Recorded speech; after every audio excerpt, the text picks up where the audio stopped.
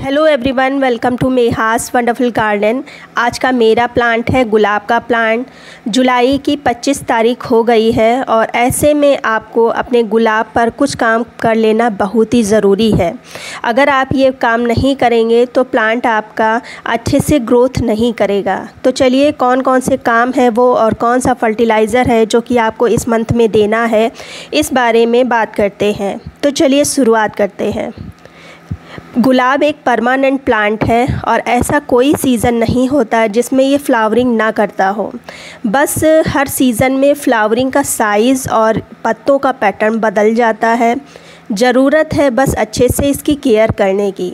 तो पहली जो टिप है वो है, आप इसको अभी ओपन एरिया में ही रखें। जैसे कि जुलाई अगस्त के महीने में लगातार बारिश होती है, तो ये मत सोचिए कि ज़्यादा बारिश इस पे पड़ जाएगी तो ये प्लांट ख़राब हो जाएगा। ज़्यादा बारिश हो चाहे कम बारिश हो, आप इसको अब ओपन एरिया में ही रखें।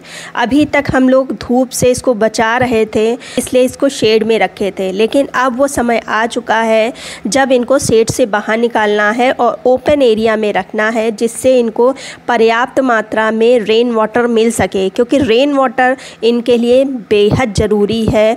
उस रेन वाटर में इनके प्लांट की जो ग्रोथ है वो बढ़ जाएगी।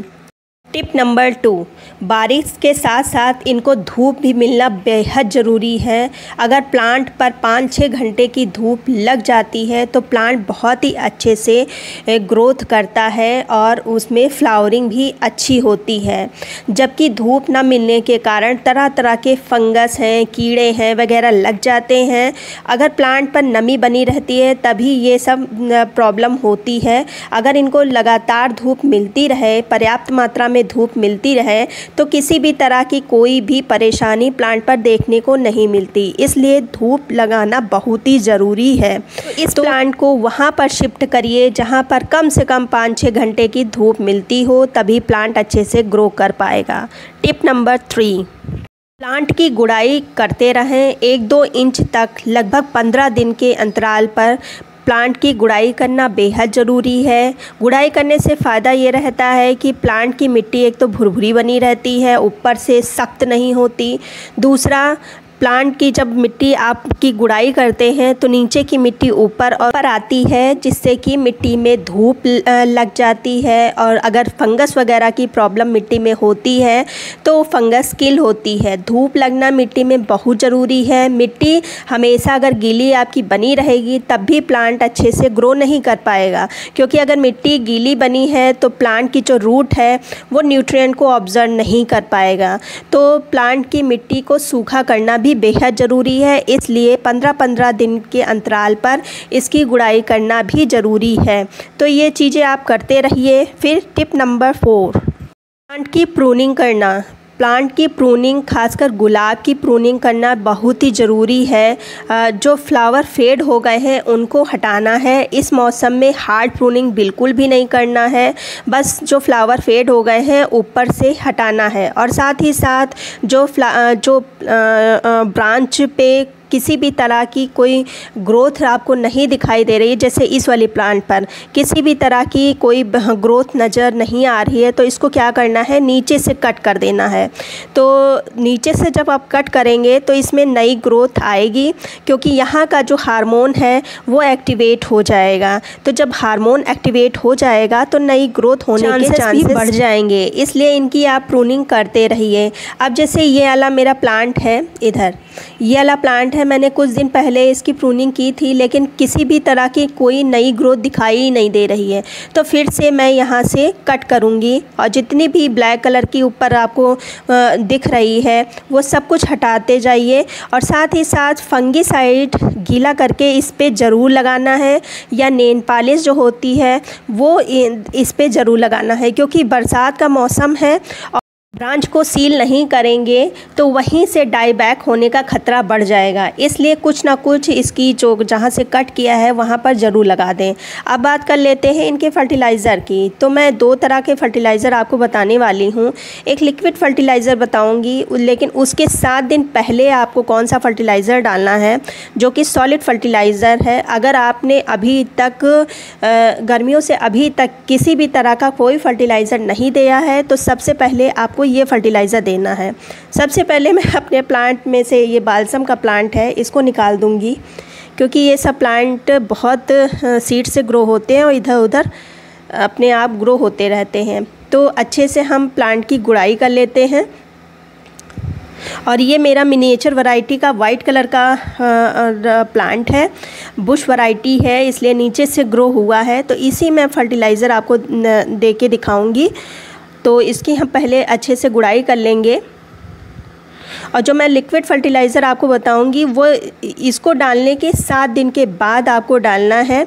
डालते समय उस फर्टिलाइज़र को डालते समय कुछ सावधानियां हैं जो कि मैं आगे आपको बताऊंगी।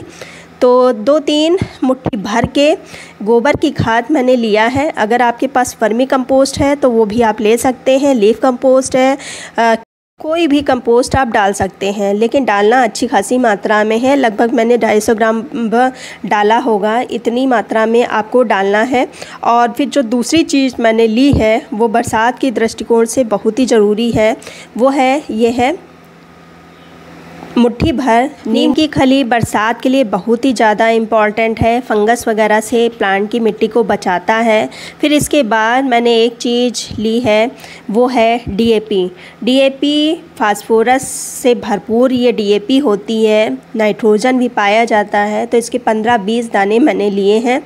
ये तीनों ही फर्टिलाइज़र गुलाब के प्लांट के लिए बेहद ज़रूरी है। तो इन तीनों फर्टिलाइज़र को आपको बनाना है। और अक्टूबर के पहले किसी भी तरह की कोई अब ठोस फर्टिलाइज़र डालने की ज़रूरत नहीं है, क्योंकि भरपूर मात्रा में मैंने फर्टिलाइज़र इसमें डाल दी है। अब इसके बाद मैं वाटरिंग कर दूंगी और इसके 7 दिन के बाद हम लिक्विड फर्टिलाइज़र बनाएंगे जो कि फ्लावरिंग के लिए बहुत ज़रूरी है। तो उसके लिए ये देखिए बनाना मैंने लिए हैं। बनाना 2 जो होते हैं बनाना पील उसको लिए हैं और मैंने आधा आधा इसको काट दिया है। और फिर जो एक कंटेनर में हम इसको ले लेंगे और जो दूसरी चीज़ हमने डाला है इस फर्टिलाइज़र को बनाने के लिए वो है चाय की पत्ती। 1 चम्मच चाय की पत्ती लेना है और दोनों को हॉट वाटर जो गर्म पानी होता है उसमें डाल देना है और लगभग 2 दिन के लिए इसको छोड़ देना है। भरपूर मात्रा में इसमें पोटेशियम आ जाएगी और नाइट्रोजन आ जाएगी। फ्लावरिंग के लिए पोटेशियम है, फास्फोरस है, यही सब न्यूट्रिएंट की ज़रूरत होती है। ये देखिए जितना लगभग आधा लीटर मैंने पानी लिया होगा और जो आधा ही लीटर हम ये फर्टिलाइज़र डाल देंगे। मतलब हाफ का रेशियो लेना है, थोड़ा सा कम ज़्यादा हो सकता है, कोई फ़र्क नहीं, क्योंकि ये घरेलू चीज़ें हैं। तो ज़्यादा नाप तोल मैं घरेलू चीज़ों में नहीं करती हूँ, क्योंकि ये फर्टिलाइज़र ऐसा है कि प्लांट को नुकसान नहीं करता। लेकिन बस डालने से पहले इतनी सावधानी रखिएगा कि लगातार जब बारिश हो रही हो तो इस तरह का फर्टिलाइज़र बिल्कुल भी ना डालिएगा। जब मिट्टी सूखी हो तभी डालिएगा। अच्छे से चेक करके गुड़ाई करने के बाद ही फर्टिलाइज़र डालिएगा। धूप अच्छे से निकल रही हो तब इस फर्टिलाइज़र का अप्लाई करिएगा। तो जो टिप्स मैंने आपको बताई हैं, जो सावधानियाँ आपको बताई हैं, उन सबको फॉलो करिए। इसमें से जो प्रूनिंग का है, गुड़ाई करने का है, ये सभी चीज़ें बहुत ही ज़्यादा इम्पॉर्टेंट रखती हैं गुलाब के लिए। तो इन सब चीज़ों को करते रहिए, आपका भी गुलाब हेल्दी होगा, भर के फ्लावरिंग करेगा। तो उम्मीद करती हूँ जो मैंने आपको टिप्स बताए वो आपके काम के होंगे। अगर काम के हैं तो एक लाइक कर दीजिए, सब्सक्राइब कर लीजिए। मिलते हैं फिर किसी वीडियो में नई जानकारी के साथ। तब तक की गुड बाय।